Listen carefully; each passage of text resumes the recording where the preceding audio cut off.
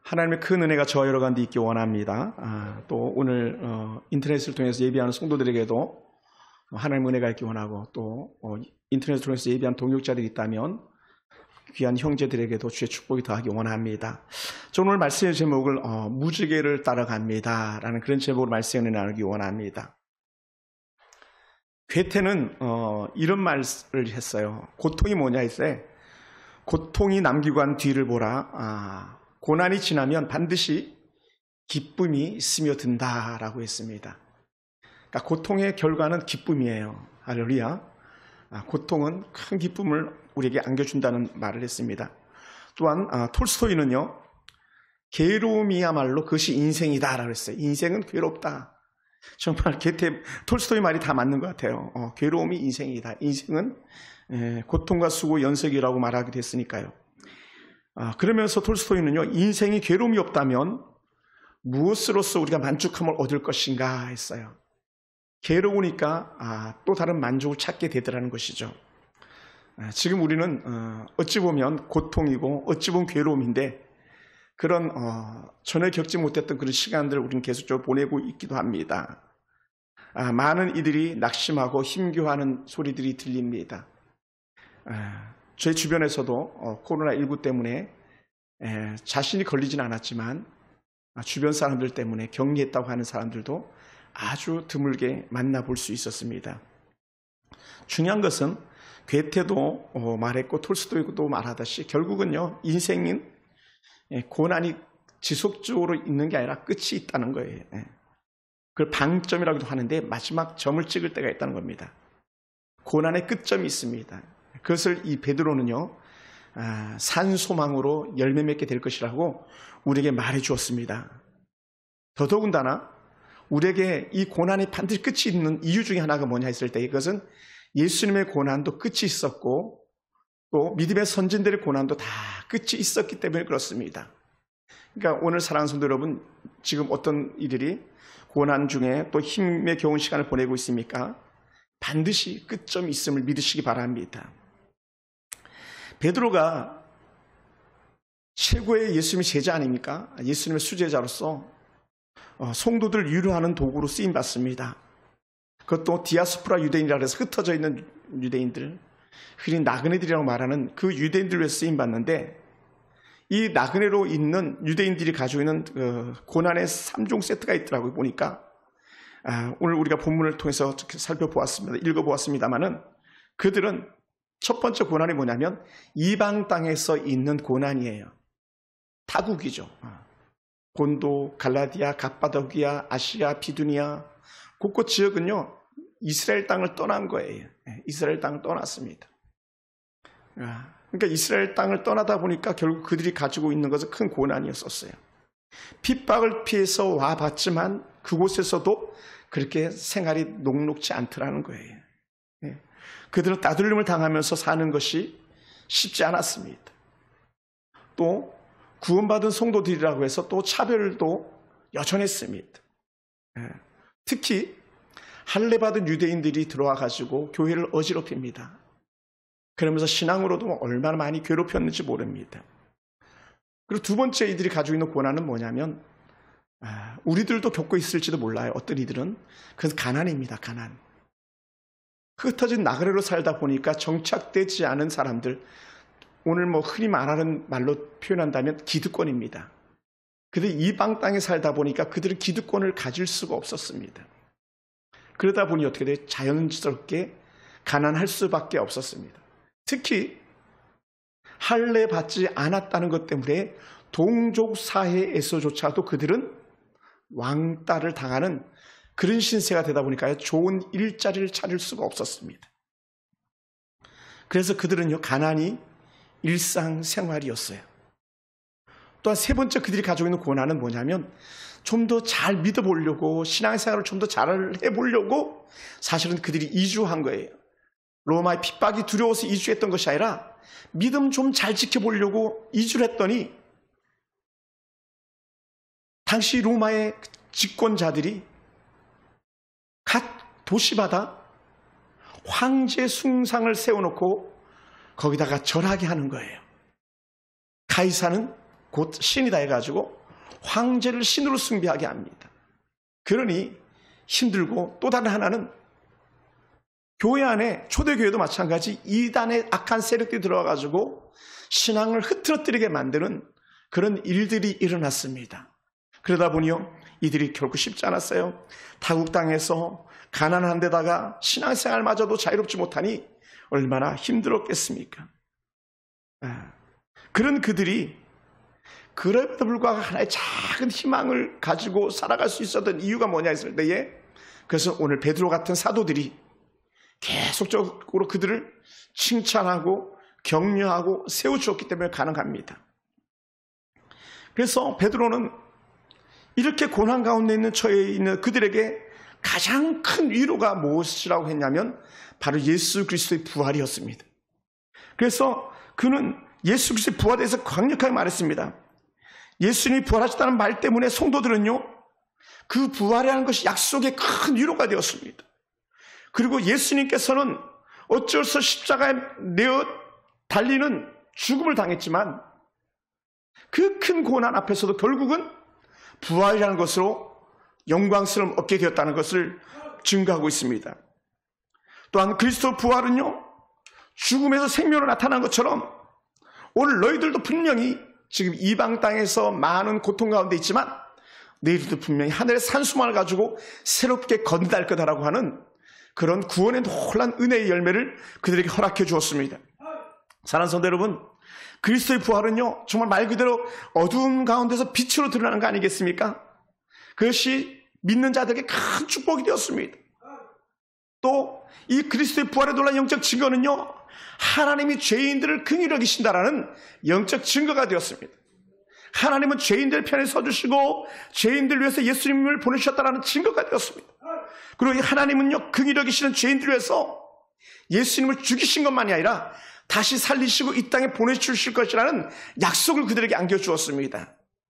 그리고 더 나아가서 예수님의 부활을 통해서 너희가 산소망을 얻었으니 거듭난 너희가 바로 부활의 증인이다. 부활의 주님과 함께하는 놀라운 영적 은혜를 누려라 라고 그렇게 말해주고 있습니다. 그러면서 주신 은혜의 말씀을 4절에서 이렇게 표현했습니다. 그것이 뭔지 아느냐? 하늘의 산소망은 썩지 않고 더럽지 않고 새하지 않고 영원한 유업을 얻게 할 것이다 라고 이렇게 말씀해 주었습니다. 네. 그러면요, 우리가 한번 생각해 봐요. 썩지 않고 더럽지 않고 새하지 아니하는 유업이 도대체 뭔가? 그것을 사도 베드로는 이렇게 말합니다. 영생이라고 말해요. 하늘의 유업을 이어가는 영생이다. 하나님의 신실한 약속들과 우리에게 축복이 뭐냐? 그것이 바로 영생이라는 거예요. 할렐루야. 이러한 복을요, 우리에게 약속해 주셨습니다. 하나님 나라의 유업은요, 오직 구원받은 주의 자녀들에게 거듭남이라는 가장 큰 선물을 우리에게 주셨는데 그것이 오늘 흩어져 있는 유대인에게도 같은 은혜였다는 것이죠.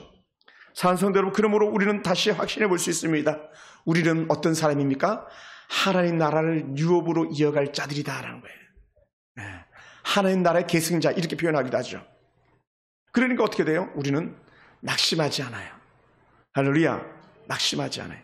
세상의 모든 것은요, 그것이 아무리 숭고한 것이라도요, 다 썩어 나갈 수밖에 없습니다. 쇠해져 갈 수밖에 없습니다. 여러분, 세상 것은요, 썩고 더러워지고 소멸될 수밖에 없는 것인데 반면에요, 하나님 나라의 유업은 결코 썩어지거나 소멸되어지지 않는다는 거예요. 오늘 이것이 우리에게 위로가 되길 주의 이름으로 축원합니다. 사랑하는 성도 여러분, 우리도 예수님처럼요, 부활의 깊은 은혜가 있음을 믿으시기 바랍니다. 우리의 부활체도 영원히 썩지 않고 결코 새하지 않을 것입니다. 우리의 믿음의 고백을 통해서 우리에게는 영원한 구원이 보장되었습니다. 이것을 사도 바울은요, 9절에서 확신 있게 말해주었어요. 베드로는 뭐라고 표현했습니까? 믿음의 결국 곧 영혼의 구원받음이다. 결국은 우리는 우리의 믿음을 통해서 영원한 구원의 보장, 영원한 산수만을 갖게 한다는 거예요. 할렐루야. 그러다 보니까 어떻게 돼요? 사랑하는 성도 여러분, 우리가 살아가면서 여전히 많은 근심과 걱정과 고난이 있습니다만은 그런 불구하고 우리에게 소망이 있음을 믿습니다. 여러분, 고난이 없는 인생은요, 한 사람도 없다 그랬잖아요. 괴테도 그렇게 보았고, 톨스토이도 그렇게 보았었습니다. 그런데 우리 가운데 고난이 찾아올 때마다 어떻게 그것을 지혜롭게 극복하느냐가 관건인 것 같아요. 문제가 생겼을 때에 그 문제를 우리가 어떻게 해결해 나가느냐가 결국 관건인 거죠. 문제를 지혜롭게 헤쳐나간다면 고난이 짧아질 것이고, 문제를 어리석게 헤쳐나간다면 고난이 길어질 것이고, 그래서 하나님을 믿는 이들이나 하나님을 믿지 않는 이들에게 차별함이 없이 고난이 있는 것처럼 오늘 우리에게도 있지만, 반면 우리는요, 이 고난을 지혜롭게 헤쳐나가는 그런 은혜가 있기를 주님으로 축원합니다. 하나님을 믿는 사람과 불신앙 가운데 사는 사람의 그 차이가 뭐냐 했을 때에, 주의 은혜 안에 있는 사람들은요, 고난을 스스로 이겨내려고 하지 않습니다. 뭐라고요? 그러면 하나님께서 도울 것을 바라본다는 거예요. 반면에 세상에 도울 자 없는, 성경 속에 말하고 있는 나그네와 고아와 과부 같은 그들은요, 자기들이 해결해야 되는 거예요. 근데 오늘 믿음의 사람들에게는요, 하나님이 함께 하심으로 넉넉히 이겨낼 만한 은혜가 있는 줄로 믿습니다. 할렐루야. 예. 제 아무리 믿음이 좋은 사람도요, 근심과 걱정을 주는 시험이 닥치면요, 실망할 수밖에 없습니다. 그것을 사도 베드로는 6절에 이렇게 표현했어요. 너희가 이제 여러 가지 시험으로 말미암아 잠깐 근심하지 않게 되지 않을 수 없으나, 너희가 지금은 근심할 수밖에 없지만, 이렇게 말하는 거예요. 오히려 너희가 하는 그 근심 때문에 더 크게 기뻐하는 도다, 이렇게 말해요. 여러분, 말도 안 되는 소리 하고 있는 것 같지 않습니까? 어떻게 근심이 오히려 더 큰 기쁨이 되겠습니까? 잠깐의 근심일지라도 그건 기쁨이 될 수가 없는데, 그런데 그것이 기쁨이 되는 것은 분명한 이유가 있다는 거예요. 그게 뭐냐? 너희가 하는 근심은 세상에 험하고 허탄한 근심들이 아니라 하늘의 소망이 있기 때문에, 하나님을 향한 근심 때문에 너희가 기뻐할 수 있다, 이렇게 말해요. 여러분, 우리는요, 어찌 보면 구차하게 세상 살면서 좀 더 잘 먹고 잘 살고 좋은 집에 살기 위해서 몸부림치는 그런 사람들이 아니라, 우리가 하는 근심은요, 세상 사람들이 가지고 있는 두려움의 근심이 아니라, 우리가 어떻게 하면 하나님을 더 기쁘게 할 수 있을까, 하나님을 더 즐겁게 살 수 있을까에 대한 그러한 근심이 되기 때문에 잠깐이라고 말하는 거예요. 그러니까 이 흩어진 나그네들이 가지고 있는 게 뭐라 그랬어요? 신앙을 더 잘 지키려고 본도, 갈라디아, 갑바도기니아, 비두니아 이런 지역으로 갔다 그랬잖아요. 그렇게 아시아로 갔다 그랬잖아요. 이 고난은요, 우리와 차원이 다른 거예요, 어찌 보면요. 네. 그래서 이러한 하늘의 산 소망을 가지고 있으면서 당하는 고난에 대해서 이렇게 표현합니다. 성도들은 고난을 통해서 연단을 통해서 재림의 소망을 갖게 한다라고 그렇게 말씀해 주고 있어요. 그것을 7절에서 표현하고 있습니다. 우리 7절을 같이 한번 읽어볼까요? 7절입니다. 7절, 너희의 시작. 너희의 믿음의 확실함은 불로 연단해도 없어질 금보다 더 귀하여 예수 그리스도께서 나타나실 때에 칭찬과 영광과 존귀를 얻게 할 것이니라. 할렐루야. 그러니까 우리가 갖는 근심은요, 전혀 차원이 달라요. 차원이 달라요. 우리가 하는 근심은요, 불로 연단해도 없어질 금보다 더 귀한 거라는 거예요. 여러분, 금은요, 가장 귀한 거 아니겠습니까? 그런데 너희가 가지고 있는 믿음은 금보다 더 귀하단다. 예. 그러니까 우리 찬양하잖아요. 손에 있는 부귀보다 주를 더 사랑하는가 그러잖아요. 금보다도 또 더 사랑하는가 봐. 재림 나팔 소리 나면 예비할 자 있는가? 오늘 베드로가 바라본 게 그거예요. 너희의 믿음의 시련은 금보다 더 귀하다. 할렐루야. 여러분, 금은요, 용광로 안에 들어갈 때, 풀무 안에 들어갈 때에 순금으로 정제돼서 나오는 거예요. 고난은요, 성도가 성도인 것이 증명되어지는 그런 시간인 거예요. 할렐루야. 이것이 우리에게 기쁨이 되기 원합니다. 이것이 우리에게 위로가 되기 원합니다. 그러니 성도의 믿음 고난은요, 오히려 내가 더 깨끗한 믿음으로, 내가 더 정결한 믿음으로 나오는 그런 영적인 시간이라는 거예요. 그러니 오늘 우리에게 큰 위로가 되는 줄로 믿으시기 바랍니다. 그러니요, 고통조차도 두렵지 않은 거죠. 할렐루야. 여러분, 정말 그런 것 같지 않습니까? 더 좋은 군사가 되기 위해서는 더 각한 훈련을 통해서 이루어지는 것처럼, 우리가 오늘 이런 믿음 지키기 어려운 때에 신앙으로 살겠다고 고백하는 순간에 우리는요, 전혀 다른 영적인 차원의 세계를 맛보게 될 줄로 믿습니다. 그래서 사도 바울은 또 이렇게 말씀하더라고요. 사도 바울은 로마서 5장 1절부터 4절까지 이렇게 말씀합니다. 한번 찾아볼까요? 로마서 5장 1절부터 4절까지. 로마서 5장입니다. 아주 우리에게 익숙한 본문이기도 합니다. 로마서 5장 1절부터 4절까지 제가 한번 읽어보겠습니다. 그러므로 우리가 믿음으로 의롭다함을 받았으니, 뭐라고요? 믿음으로 의롭다함을 받았으니 우리 주 예수 그리스도로 말미암아 하나님과 화평을 누리자. 고난 중에 있는 성도들은 어떤 사람? 하나님과 화평을 누리는 사람이에요. 고난 중에 있어서 하나님과 화평을 누리다 보니까 어떻게 돼요? 불신자들과는 어쩌면 불화할 수도 있는 거예요. 할렐루야. 불신자들은 우리를 삿대질하고 우리에게 돌로 치고 내치는 그런 일들도 생겨날 수 있어요. 그런데 우리는요, 하나님과 화평하는 사람들입니다. 2절에 이렇게 표현합니다. 또한 그로 말미암아 우리가 믿음으로 서 있는 이 은혜에 들어감을 얻었으며 하나님의 영광을 바라고 즐거워하느니라. 할렐루야. 로마에 있는 성도들도요, 같은 맥락에서 고난 중에 있는 성도들이에요. 그런데 뭐라고요? 하나님께 주신 은혜 가운데서 영광을 바라고 즐거워하고 하나님 은혜 풍성을 누리면서 기대하면서 달려가고 있다는 거예요. 언제요? 고난 중에, 고통 중에 여전히 주를 바라고 또 바라며 달려간다는 거예요. 그러면서 3절에 이렇게 표현합니다. 다만 이뿐 아니라 우리가 환난 중에도 즐거워하나니. 아멘. 여러분, 말도 안 되는 사실은 누가 환난 중에 즐거워하겠습니까? 고난 중에 어떻게 즐거워하겠습니까? 그런데요, 그렇게 말해요. 환난 중에도 즐거워하나니 이는 환난은 인내를, 인내는 연단을, 연단은 소망을 이루는 줄 알미니라. 소망을 이룬다는 거예요. 그것을 사도 베드로는 뭐라고 표현했냐면요, 이 소망을 산소망이라고 말했어요. 왜냐, 예수 그리스도께서 죽었다 살아나신 것에 대한 영적인 강력한 에너지를 갖다 집어넣는데 그 단어가 바로 소망이, 살아있는 소망이라는 거예요. 네.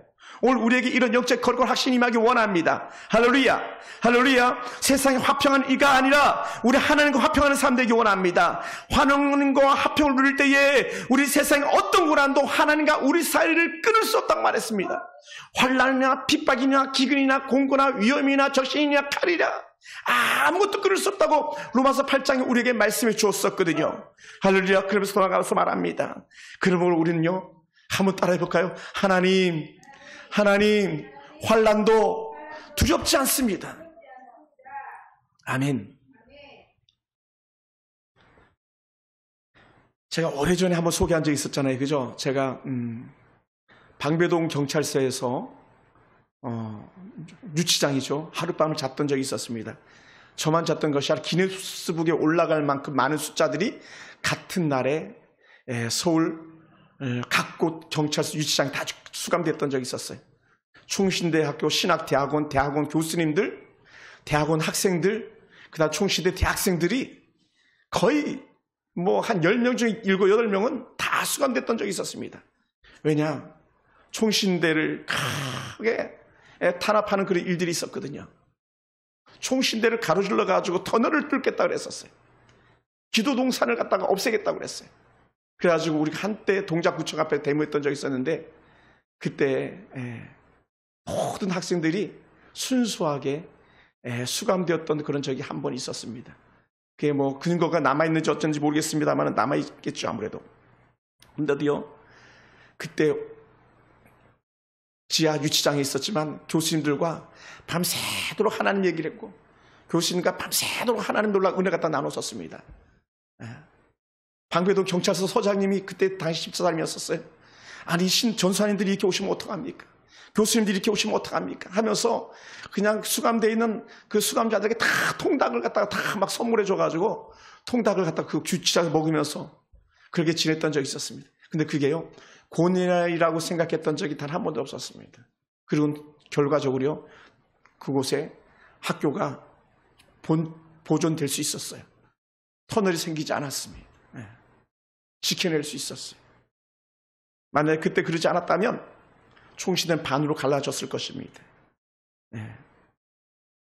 사랑하는 성도 여러분, 믿음은요, 두려움조차도 걷어내는 것입니다. 믿음의 실현은요, 우리를 하나님의 자녀가 되는데 순수함을 가려내준 정제 역할을 한다는 거예요. 그러니까 교회도 마찬가지인 것 같아요. 교회도 정말 온전한 그리스도인으로서 영적인 충성성을 잃고는요, 교회가 환난 때에 드러난다 그랬어요. 교회가 환난 때에. 편할 때 들어오는 것이 아니라 교회가 환난 때.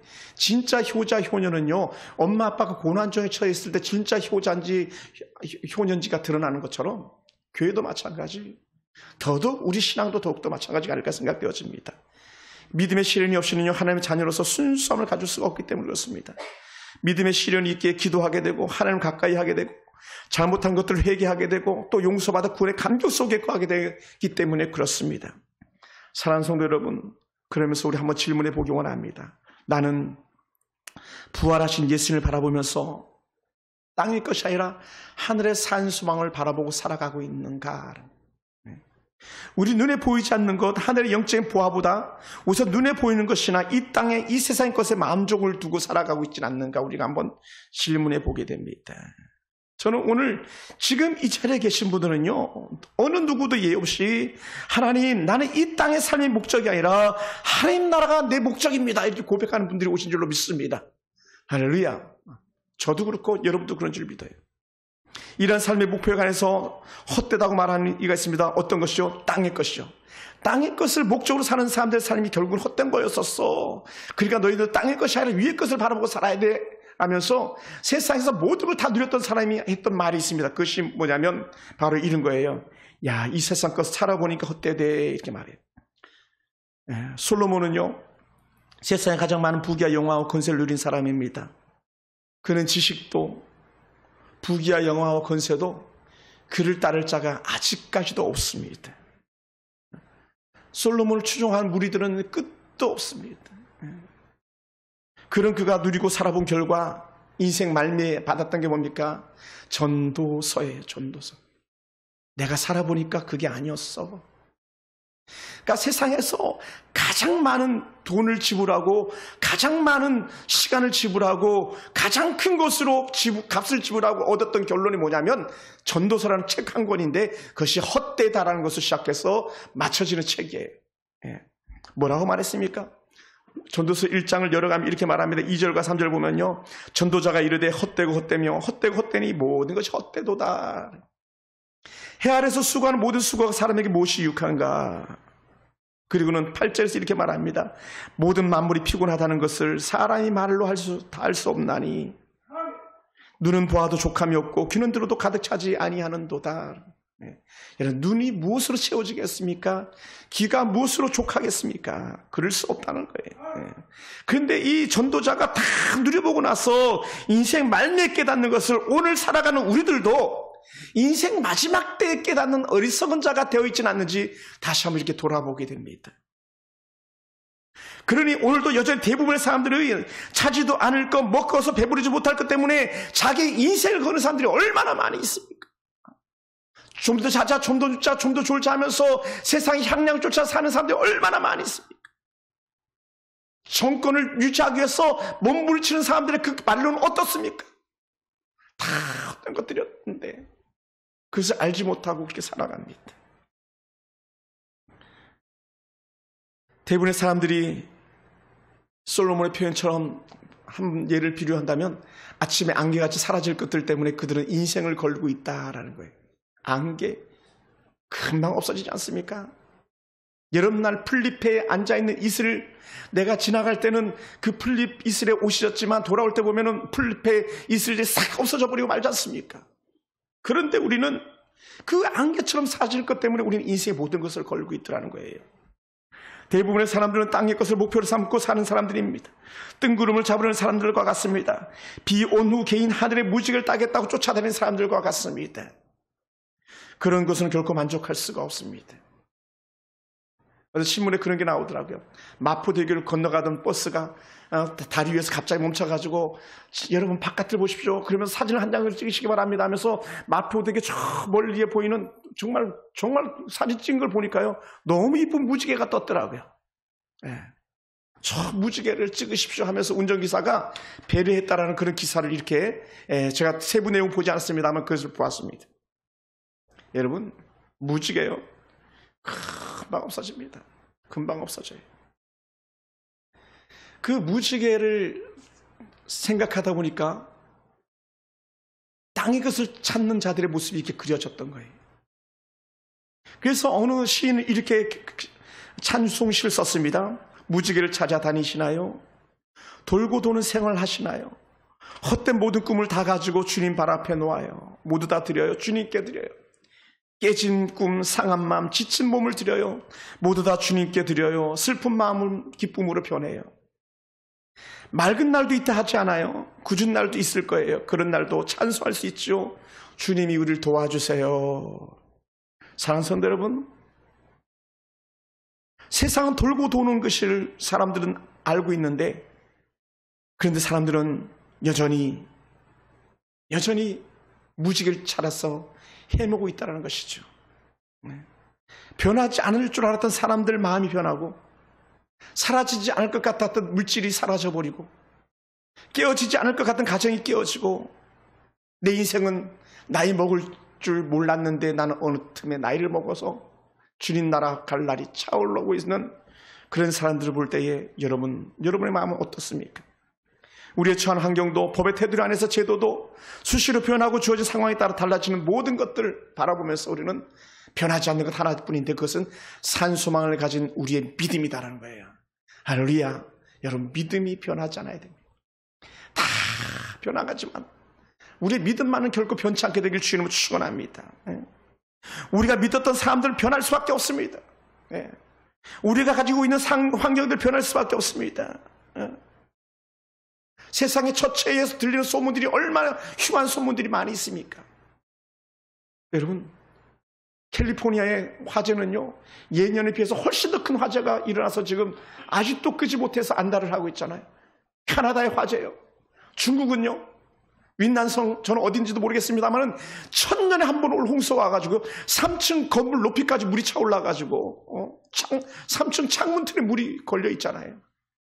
차 수백 대 수천 대가 막 물에 떠내려가고 인명이 실종되고, 어디도 안전한 지대는 없습니다.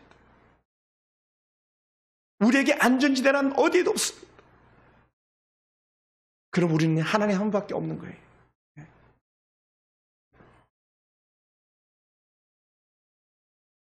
한 소경이 어디가 길이며 어디가 생명이냐 찬송 부르면서 주님을 따라왔던 것처럼 오늘 우리가 다시 고백해야 됩니다. 어디가 길이냐, 어디가 진리냐. 사랑하는 성도 여러분, 우리의 가장 안전한 곳은요, 영원한 산소망 부활하신 예수님 따르는 길밖에 없습니다. 예수 그리스도 한 분뿐이 우리에게 소망을 줄 수가 없습니다. 우리는 오직 예수 그리스도만이 우리의 소망이 되심을 믿고 살아가는 그런 삶인 줄로 믿습니다. 부활하신 주님은 40일 동안 이 땅에 머무시면서 수많은 사람들에게 부활체로 나타나 보이셨습니다. 막달라 마리아에게 나타나 보이셨고, 엠마오 제자들에게 나타나 보이셨고, 11 제자에게 나타나 보이셨던 그 주님께서 500여 명에게 일시에 보이셨던 그 부활의 주님을 우리는 믿고 따라가는 사람들입니다. 할렐루야. 사랑하는 성도 여러분, 예수님의 부활만큼이나 더 좋은 은혜가 어디 있겠습니까? 예수님의 부활만큼이나 우리가 가지고 있는 목적이 뚜렷한 곳이 어디 있겠습니까? 땅의 것을 쫓던 사람이 하나님 것을 쫓아가는 사람들입니다. 여러분, 땅에서의 타켓은 언제든지 바뀔 수 있지만 영원한 하나님 나라 타켓은 결코 바뀌지 않습니다. 저는 그 하나님 나라 타켓을 바라보고 살아가길 주님을 축원합니다. 사랑하는 성도들, 그러다 보니까요, 사도 바울은요 더 이런 고백을 합니다. 고린도전서 15장 31절에서 바울의 신앙 고백인데요, 형제들아, 내가 그리스도 예수 우리 주 안에서 가진 바 너에 대한 나의 자랑을 두고 단언하노니 나는 날마다 죽노라. 나는 날마다 죽어. 왜 날마다 죽냐? 바로 하나님의 놀라운 은혜를 사모하다 보니까요, 땅에서의 나의 지체, 나의 욕심을 다 죽이다 보니까, 아하, 내가 죽어야 부활의 소망이 꺾이지 않는구나, 이걸 알게 된 거죠. 할렐루야. 그것이 본도, 갈라디아, 갑바도기아 각곳에 흩어져 있는 유대인들에게, 또 각곳에 흩어져 있는 이방의 성도들에게 주셨던 말씀들이거든요. 너희에게 하늘의 산소망이 있기 원한다. 부활체 예수님의 소망이 너희 것이 되기 원한다라는 것을 계속적으로 말해주고 있습니다. 사랑하는 성도 여러분, 초대교회 성도들이 부활하신 주님을 굳게 믿었었기에 죽음에 이르는 핍박과 환난도 넉넉히 이겨낼 수 있었습니다.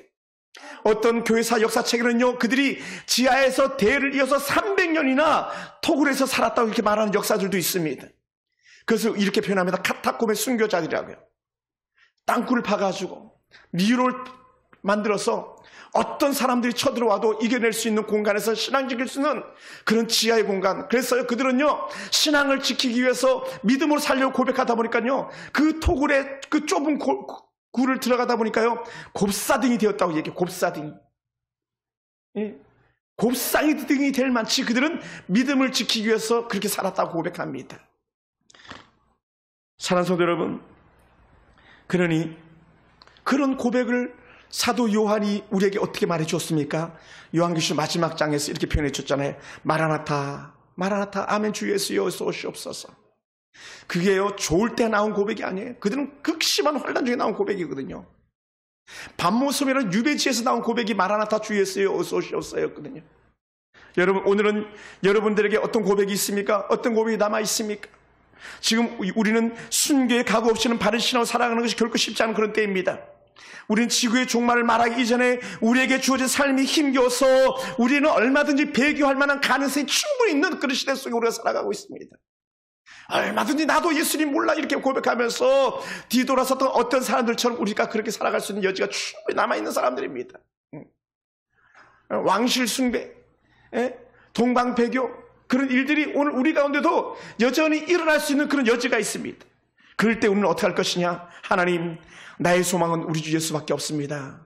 내 소망은 하늘에 산 소망 예수님밖에 없습니다. 이 고백이 오늘 이 아침 우리들의 고백이 되기 원합니다. 사랑하는 성도 여러분, 기억하시기 바랍니다. 인생의 봄날은 반드시 오고야만 합니다. 성도들에게 분명한 부활의 때가 오고야만 합니다. 삶의 부활이 올 것입니다. 여러분 삶의 회복 역사 일어나게 될 것입니다. 영혼의 부활이 여러분에게 완전히 보장된 줄로 믿습니다. 모든 고난의 길은 여전히 예수님 때문에 다 해결될 줄로 믿습니다. 우리를 위하여 다시 사신 예수님, 우리의 산소만 되시는 부활하신 예수님 때문에 우리는 오늘 다시 그래서 이 자리에 나올 수 있었습니다. 하나님은 산소만을 가지고 사는 성도들에게 힘을 주신 줄로 믿습니다. 이 말씀을 여러분 기억하십니까? 하나님을 사랑하는 자, 곧 그 뜻대로 부르심을 입은 자들에게는 모든 것이 합력하여서 선을 이루느니라 라는 거예요. 여러분, 지금 고난 가운데 하나님을 찾는 이들에게는요, 모든 것이 선을 이루어나가는 은혜가 있는 줄 믿으시기 바랍니다.